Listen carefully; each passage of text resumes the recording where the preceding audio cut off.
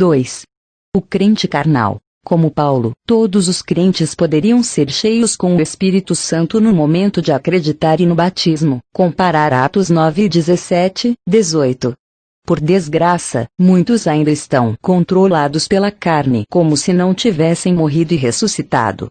Estes não acreditaram de verdade no fato consumado da morte e a ressurreição de Cristo por eles, nem obraram sinceramente segundo a chamada do Espírito Santo a seguir o princípio da morte e da ressurreição. Segundo a obra consumada de Cristo, já morreram e foram ressuscitados, e segundo sua responsabilidade como crentes deveriam morrer ao eu e viver para Deus, mas na prática não o fazem. Estes crentes podem ser considerados anormais. Sem dúvida, não devemos pensar que esta anormalidade é exclusiva de nosso tempo. Faz muitíssimo tempo o apóstolo Paulo se encontrou em uma situação semelhante entre crentes. Os cristãos de Corinto eram um exemplo. Ouçam o que lhes disse: e eu, irmãos, não vos pude falar como a espirituais, mas como a carnais, como a criancinhas em Cristo. Leite vos dei por alimento, e não comida sólida, porque não a podíeis suportar, nem ainda agora podeis, porquanto ainda sois carnais.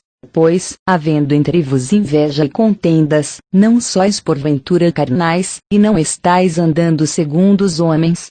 1 Coríntios 3, 1, 3. Aqui o apóstolo divide a todos os cristãos em duas classes, os espirituais e os carnais. Os cristãos espirituais não têm nada de extraordinário, são simplesmente normais. São os carnais os que saem do normal, os que são anormais. Os de Corinto eram deveras cristãos, mas eram carnais, não espirituais. Nesse capítulo Paulo afirma 3 vezes que eram homens carnais. Pela sabedoria recebida do Espírito Santo, o apóstolo compreendia que tinha que identificá-los antes de poder lhes oferecer a mensagem que necessitavam. A regeneração bíblica é um nascimento pelo qual a parte mais íntima do ser do homem, o espírito, profundamente oculto, é renovado e habitado pelo Espírito de Deus. Tem que passar um tempo até que o poder desta nova vida alcance o exterior, ou seja, até que se estenda do centro até a circunferência. Por isso não podemos esperar encontrá-lo forte nos jovens, nem a experiência dos pais, manifestadas na vida de um bebê em Cristo. Embora um crente recentemente nascido possa comportar-se fielmente, amando ao Senhor e distinguindo-se com seu zelo, ainda necessita tempo para ter ocasião de saber mais da maldade do pecado e do eu e para saber mais da vontade de Deus e dos caminhos do Espírito. Por muito que possa amar ao Senhor ou amar a verdade, este novo crente ainda anda no mundo dos sentimentos e dos pensamentos e ainda não foi provado nem refinado com fogo. Um cristão recém-nascido não pode evitar ser carnal. Embora esteja cheio do Espírito Santo, mesmo assim não conhece a carne. Como pode alguém ser libertado das obras da carne se não reconhecer que essas obras nascem da carne? Por isso, considerando sua autêntica condição, os cristãos que são crianças recém-nascidas são em geral da carne. A Bíblia não espera que os novos cristãos sejam espirituais instantaneamente, mas se depois de muitos anos continuam sendo crianças, então sua situação é verdadeiramente muito lamentável. Paulo mesmo diz aos coríntios que, no princípio, os tinha tratado como homens da carne porque eram meninos recém-nascidos em Cristo e que agora, quando lhes escrevia, deveriam ser já adultos.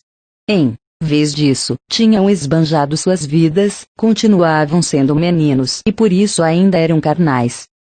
Para ser transformado de carnal a espiritual não é necessário tanto tempo como pensamos atualmente. Os crentes de Corinto procediam de um ambiente pagão categoricamente pecaminoso. Ao fim de uns poucos anos o apóstolo já via que tinham sido meninos muito tempo. Tinham estado muito tempo na carne, porque então já tinham que ser espirituais.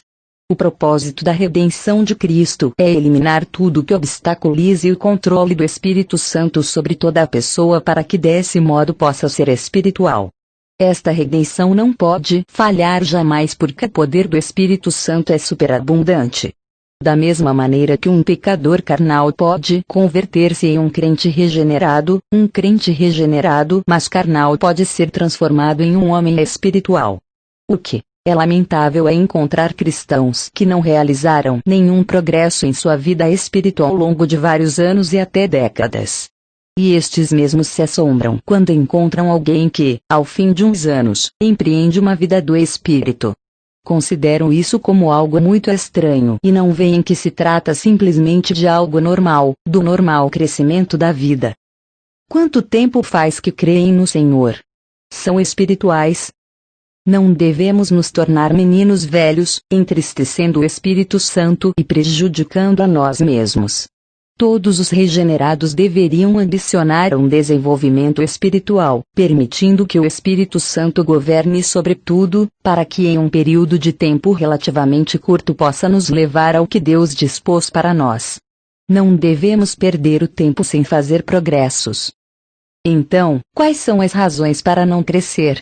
Possivelmente há duas.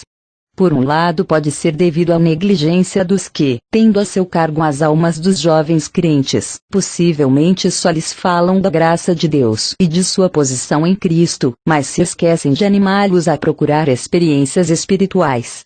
Melhor dizendo, possivelmente os que têm outros sob seu cuidado, também desconhecem a vida no Espírito. Como podem semelhantes pessoas guiar outros a uma vida mais abundante? Por outro lado, pode ser porque aos próprios crentes não interessam os assuntos espirituais. Supõe que basta estar salvo, ou não têm apetite espiritual, ou simplesmente não estão dispostos a pagar o preço para poder avançar. Como consequência deplorável disto, a igreja está repleta de meninos grandes. Quais são as características dos carnais? A mais destacada é que continuam sendo meninos muito tempo. A duração da infância não deveria passar de uns poucos anos. Quando uma pessoa nasce de novo ao acreditar que o Filho de Deus expiou seus pecados na cruz, simultaneamente deveria acreditar que foi crucificado com Cristo, para que assim o Espírito Santo possa libertá-lo do poder que a carne exerce em nós. Naturalmente, se desconhecer este fato, permanecerá na carne durante muitos anos. A segunda característica dos carnais é que são incapazes de assimilar o ensino espiritual. Vos alimentei com leite, não com comida sólida, porque não estavam preparados. Os coríntios se orgulhavam enormemente de seu conhecimento e de sua sabedoria. De todas as igrejas desse período, a de Corinto era provavelmente a mais instruída. Paulo, em sua carta, dá graças a Deus por seu grande conhecimento. 1:5. Se Paulo lhes pregava um sermão espiritual, podiam compreender cada palavra. No entanto, toda sua compreensão estava na mente. Embora soubessem tudo, estes coríntios não tinham o poder de expressar na vida o que sabiam.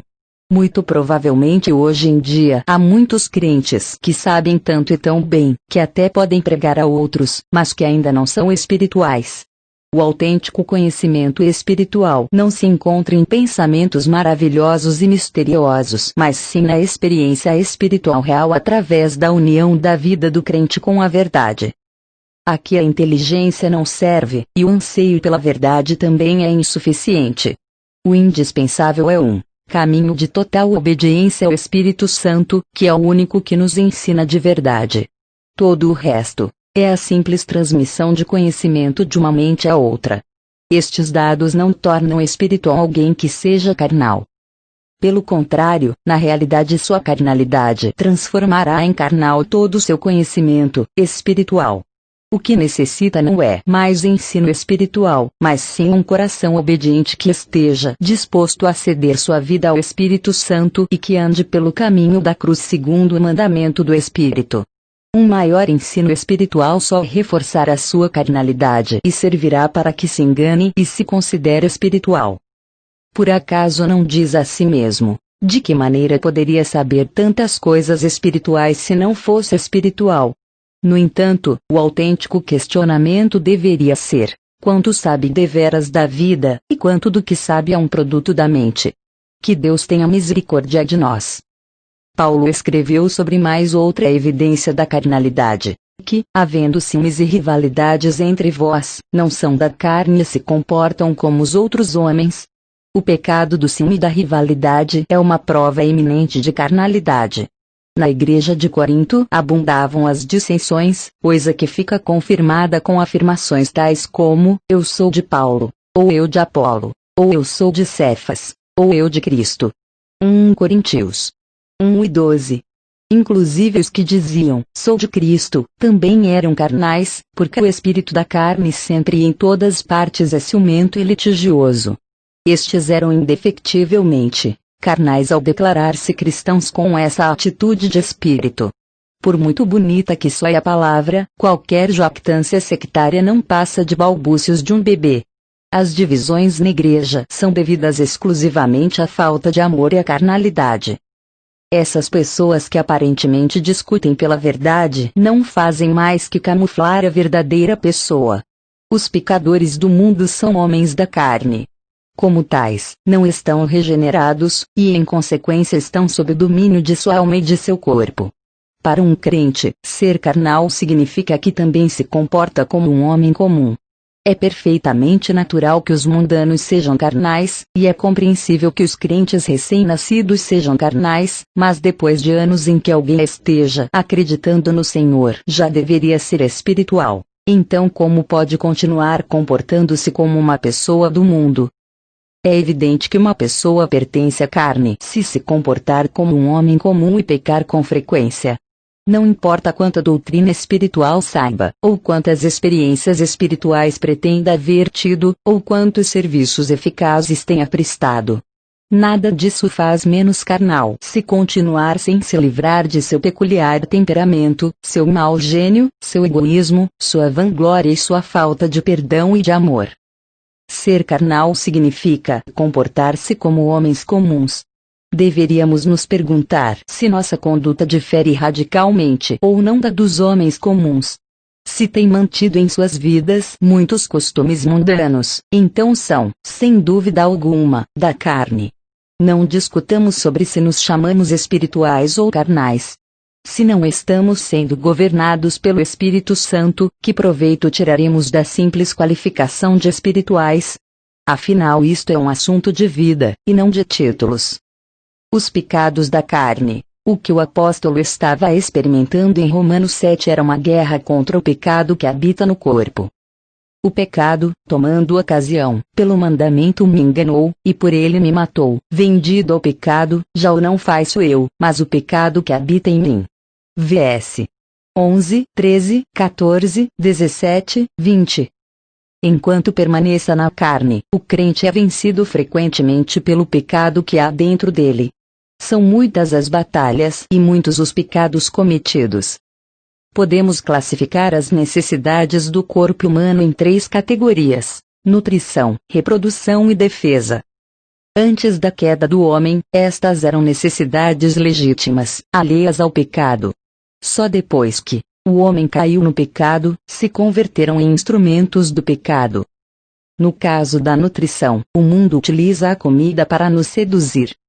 A primeira tentação do homem está neste campo da comida. Da mesma maneira que a fruta do conhecimento do bem e do mal tentou a Eva, hoje em dia o beber e os banquetes se converteram em um pecado da carne. Não tratemos com leviandade este assunto da comida, porque muitos cristãos carnais tropeçam nesse ponto. Os crentes carnais de Corinto faziam tropeçar a seus irmãos precisamente nesse assunto da comida. Por isso a todos os que tinham que ser anciões e diáconos naquele tempo lhes era exigido que houvessem superado este ponto. 1 Timóteo 3, 8. Só a pessoa espiritual compreende a inutilidade de dedicar-se a comer e a beber. Portanto, quer comais quer bebais, ou façais qualquer outra coisa, fazei tudo para a glória de Deus. 1 Coríntios 10:31. Inclusive no jardim do Éden o pecado da gula provocou imediatamente concupiscência e vergonha. Paulo põe juntas estas duas coisas em sua primeira carta aos Coríntios, 6:13, 15, e relaciona claramente a embriaguez com a maldade, vs. 9:10. Segundo, a reprodução. Depois da queda do homem, a reprodução se converteu em desejo carnal ou concupiscência. A Bíblia relaciona de uma maneira especial a concupiscência com a carne. Agora, a defesa. Quando o pecado conseguiu o controle, o corpo manifestou sua força na defesa própria. Resiste a tudo que possa interferir em seu bem-estar e seu prazer. Essa manifestação, usualmente é chamada de mau gênio, e alguns de seus frutos, como a irritação e a rivalidade, procedem da carne e consequentemente são pecados da carne. Como o pecado é a motivação que está por trás da defesa própria, daí surgirão, direta ou indiretamente, muitas transgressões. Quantos dos pecados mais negros deste mundo surgem do amor próprio, da vaidade e de todo o resto que sai do eu? Uma análise de todos os pecados do mundo mostrará que cada um deles está relacionado com estas três categorias. Um cristão carnal é aquele que está dominado por um, dois ou os três pontos em questão. Assim como não surpreende a ninguém que uma pessoa do mundo esteja dominada pelo pecado de seu corpo, deveria considerar-se como muito anormal que um cristão nascido de novo permaneça muito tempo na carne, fracasse em submeter o poder do pecado e viva uma vida de desigualdades. Um crente deveria permitir ao Espírito Santo que examinasse seu coração e que o instruísse sobre o que está proibido pela lei do Espírito Santo e a lei da natureza, sobre o que o impede de adquirir moderação e autocontrole, sobre o que o domina e o priva de liberdade em seu espírito para servir a Deus livremente. Não é possível empreender uma plena vida espiritual enquanto esses pecados não sejam eliminados. As coisas da carne. A carne tem muitas saídas. Aprendemos que é hostil a Deus e não pode lhe agradar de nenhum modo. Entretanto, nem o crente nem o pecador podem avaliar genuinamente a absoluta inutilidade, perversidade e contaminação da carne da maneira que o vê Deus, se não o mostra o Espírito Santo. Só quando Deus, por seu Espírito, revela ao homem a verdadeira condição da carne tal como Deus a vê, pode o homem enfrentar-se com sua carne. As manifestações da carne são bem conhecidas. Se um homem for rigoroso consigo mesmo e se negar a seguir, como costumava, os desejos do corpo e da mente, Efésios 2:3, se dará conta com facilidade de quão sujas são estas manifestações. A carta do Paulo aos Gálatas dá uma lista destes pecados da carne para que ninguém se possa confundir. Ora, as obras da carne são manifestas, as quais são a prostituição, a impureza, a lascívia, a idolatria, a feitiçaria, as inimizades, as contendas, os ciúmes, as iras, as facções, as dissensões, os partidos, literalmente, seitas, as invejas, as bebedices, as orgias, e coisas semelhantes a estas, contra as quais vos previno, como já antes vos preveni, que os que tais coisas praticam não herdarão o reino de Deus. 5:19-21. Nessa contagem o apóstolo afirma que as obras da carne são evidentes. Todo aquele que esteja disposto a compreender isso, as reconhecerá sem duvidar. Para descobrir se é da carne só tem que perguntar-se se está fazendo alguma destas obras da carne. Claro está que não terá que fazer todas as da lista para ser carnal. Simplesmente que faça alguma delas basta para afirmar sem sombra de dúvida que é carnal, porque como poderia fazer alguma delas se a carne já tivesse renunciado a seu domínio? A presença de uma obra da carne demonstra a existência da carne. Podemos dividir estas obras da carne em 5 grupos. 1. Pecados que mancham o corpo, tais como a imoralidade, a impureza, a libertinagem. 2. Comunicações sobrenaturais pecaminosas com as forças satânicas, tais como a idolatria, a bruxaria. 3. Temperamento pecaminoso e suas peculiaridades, tais como inimizade, lutas, ciúmes, ira. 4. Seitas e bandos religiosos, tais como o egoísmo, as dissensões, o espírito partidarista, a inveja. E 5. Lascívia, tais como a embriaguez e as orgias. Cada uma destas é facilmente observável. Os que as fazem são da carne. Nestes 5 grupos distinguimos alguns pecados que são menos pecaminosos e outros que sujam mais, mas apesar de que possamos considerá-los mais repugnantes ou mais refinados, Deus revela que todos têm a mesma procedência: a carne. Aqueles que cometem com frequência os pecados mais degradantes sabem que são da carne. Entretanto, como é difícil para os que triunfam sobre estes pecados relativamente mais degradantes, reconhecer que são carnais. Costumam se considerar superiores aos outros e como se não vivessem segundo a carne. Não compreendem que, por mais civilizada que possa ser a aparência, a carne continua sendo a carne. Conflitos, dissensões, espírito partidarista, inveja, dão uma aparência mais limpa que imoralidade, impureza, libertinagem, orgias. Mesmo assim, todos são frutos da mesma árvore. Temos que orar sobre estes 3 versículos até que se nos abram os olhos e nos vejamos a nós mesmos. Que nos humilhemos por meio da oração. Oremos até chorar com muitas lágrimas e nos aflijamos por nossos pecados, até reconhecer que só somos cristãos de nome, inclusive os cristãos espirituais, mas que nossa vida continua estando repleta de obras da carne. Tomara que cheguemos ao ponto de nossos corações se inflamarem, dispostos a eliminar tudo que seja carnal.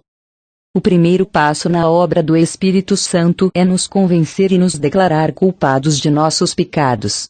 Assim como sem a iluminação do Espírito Santo um pecador nunca verá a maldade de seu pecado e não fugirá da ira futura para a obediência de Cristo, também um crente precisa ver seu pecado pela segunda vez. Um cristão deveria reprovar a si mesmo pelo seu pecado. Como poderá ser espiritual se não se der conta de toda a perversa e desprezível que é sua carne ou não se detesta a si mesmo? Seja como for que pequemos, continuamos pertencendo à carne. Agora é o momento de nos prostrar humildemente diante de Deus, dispostos a que o Espírito Santo nos convença de novo de nossos pecados. A necessidade da morte. À medida em que um crente seja iluminado pelo Espírito Santo para perceber algo da lamentável condição de ser carnal, nesse ponto se intensificará a sua luta com a carne, e seus fracassos se farão evidentes mais frequentemente. Na derrota se dará conta do pecado e da fraqueza da carne, para que desperte nele uma crescente indignação para si mesmo e uma ardente determinação de lutar contra o pecado de sua carne. Semelhante reação em cadeia se pode estender por bastante tempo até que finalmente, ao experimentar a profunda obra da cruz, seja libertado. Que o Espírito Santo nos guie desta maneira é algo intencional. Antes de que a cruz possa realizar uma obra profunda tem que haver uma preparação adequada. A luta e o fracasso nos proporcionam isso.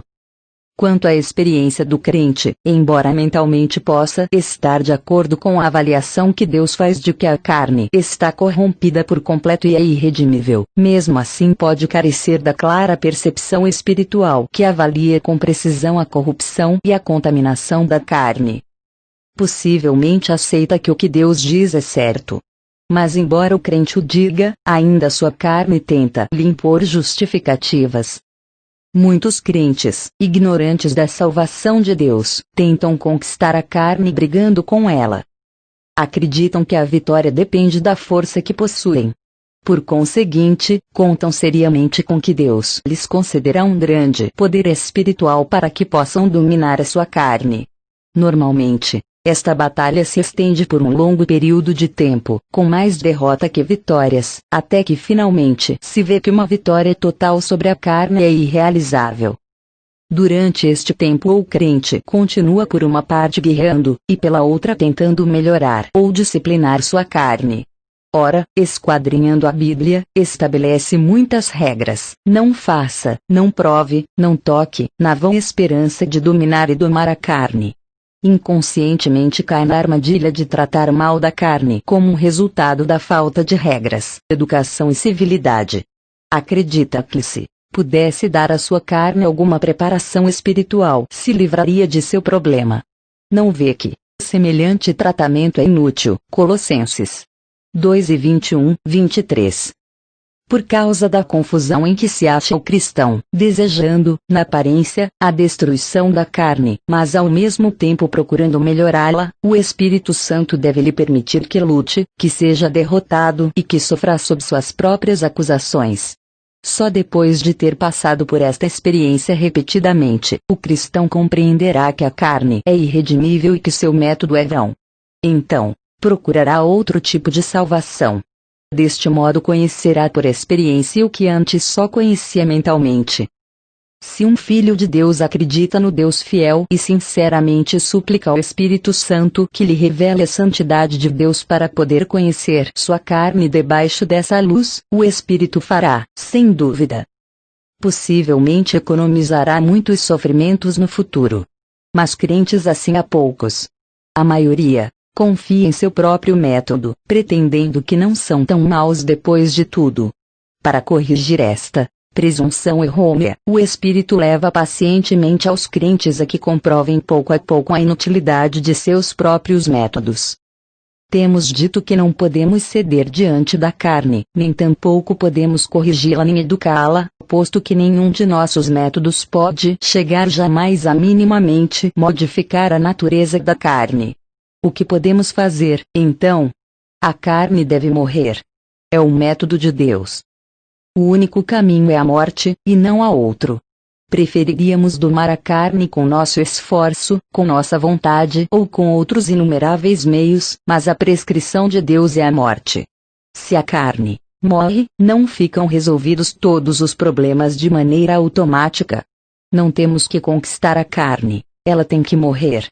É muito razoável, se considerarmos a maneira com que passamos a ser carne já no princípio. O que nasce da carne é carne.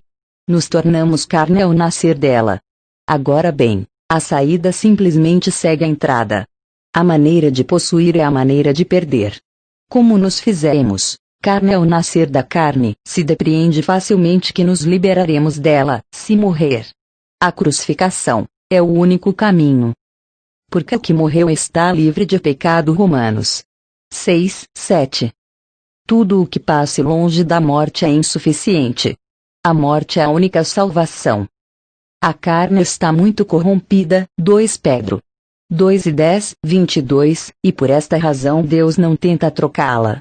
O único método de libertação é lhe dar morte. Nem sequer o precioso sangue do Senhor Jesus pode limpar as impurezas da carne. Vemos na Bíblia que o sangue lava nosso pecado, mas nunca lava nossa carne.